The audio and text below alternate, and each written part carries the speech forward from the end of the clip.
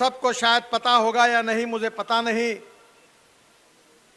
पर इस देश में जो फॉसिल फ्यूल है, पेट्रोल, डीजल और गैस, 16 लाख करोड़ रुपए हम इसके लिए खर्चा करते हैं। हमारा 80% पेट्रोल, डीजल और गैस आयात होता है और हमने ये तय किया कि अब देश का किसान पेट्रोल, डीजल और फॉसिल फ्यूल का पर्याय देगा। ब्राजील में इथेनॉल बड़े प्रमाण पर तैयार होता है। वहां दो हजार एकड़ गन्ना लगता है और गन्ने से चीनी भी बनती है और इथेनॉल भी बनता है। हमारी सरकार में हमने निर्णय किया कि हम 20% इथेनॉल पेट्रोल में डालेंगे और मुझे इस बात की खुशी है कि पेट्रोल में इथेनॉल डालने के बाद हमने देश में कम से कम 40,000 करोड़ रुपए का फायदा हमारे देश का करके दिया है। इथेनॉल से प्रदूषण भी कम होता है, import substitute, cost effective, pollution free और इंडिजिनियस। और अभी मैंने ये तय किया है कि हमारे गांव में जो स्कूटर, मोटरसाइकिल और ऑटो रिक्शा चलती है वो 100% इथेनॉल पर चलेगी। पेट्रोल का भाव 120 रुपए लीटर है और इथेनॉल का भाव केवल 60 रुपए लीटर है। ग्राहकों का भी फायदा होगा। बजाज, टीवीएस और हीरो कंपनियों ने अपने स्कूटर और मोटरसाइकिल फ्लेक्स इंजन में तैयार की है। इतना ही नहीं तो अब टोयोटा कंपनी ने अपनी गाड़ियां फ्लेक्स इंजन में लाई है जो 100% बायो इथेनॉल पर चलेगी।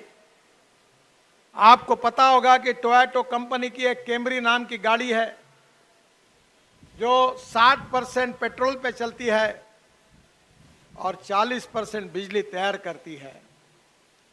अब पेट्रोल के बजाय 60% केवल इथेनॉल उपयोग में आएगा और उसी से 40% बिजली तैयार होगी और किसानों ने तैयार किए हुए इथेनॉल पर अब कार चलेगी, ट्रक चलेगी, बसेस चलेगी। इतना ही नहीं तो स्कूटर चलेगी और ऑटो रिक्शा चलेगी। हमारे नागपुर शहर में, जहां का मैं सांसद हूं, वहां इथेनॉल पर चलने वाली 25 बसेस चलती थी। और इसलिए इस देश का किसान अन्नदाता के समय ऊर्जादाता बनना ये समय की आवश्यकता है। हमारे देश में चावल सरप्लस है, गेहूं सरप्लस है, मक्का सरप्लस है, शुगर सरप्लस है।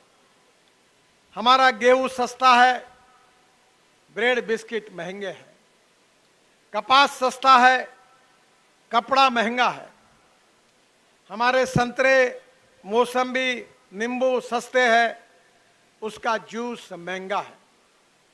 इतना ही नहीं तो बड़े शहरों में बर्तन मांजने के लिए जो मिट्टी मिलती है उसका भी भाव 15 रुपए और 20 रुपए किलो है, पर आज गेहूं और चावल की कीमत उसके बराबर हुई है।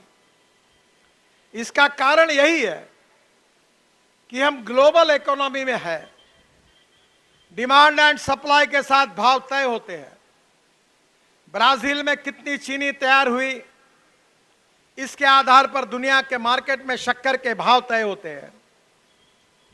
हमारे अर्जेंटीना में कितना सोयाबीन तैयार हुआ है, उसके ऊपर तेल के भाव तैयार निश्चित होते हैं। अमेरिका में कितना कॉर्न हुआ है, इसके ऊपर कॉर्न के भाव निश्चित होते हैं। मुझे बहुत खुशी हुई कि आपके यहां जिधर उधर गन्ना और चीनी मिले मैं देख रहा था। हमारे देश में चीनी की रिक्वायरमेंट है 280 लाख टन और हम चीनी तैयार करते हैं 360 लाख टन और पिछले साल का बकाया 60 लाख टन, यानी 140 लाख टन चीनी हमारे यहाँ ज्यादा की तैयार होती है। यह अच्छा हुआ कि ब्राजील में सूखा पड़ा, जिसके कारण हमारी चीनी एक्सपोर्ट हो सकी और जिसके कारण आज गन्ना उत्पादक किसान और हमारे कारखानदार जो है उनके चेहरे पर हंसी है। बहनों और भाइयों, हमें पर्याय ढूंढने होंगे। अब जो डिस्टिलरी हो रही है उससे जो स्पेंट वॉश निकलता है, उससे पोटैश का खाद निकलता है। हमारे देश में हम पोटैश इंपोर्ट करते हैं। अब हमारे किसान पोटैश तैयार करेंगे और हमारे देश को पोटैश आयात करने की जरूरत नहीं पड़ेगी।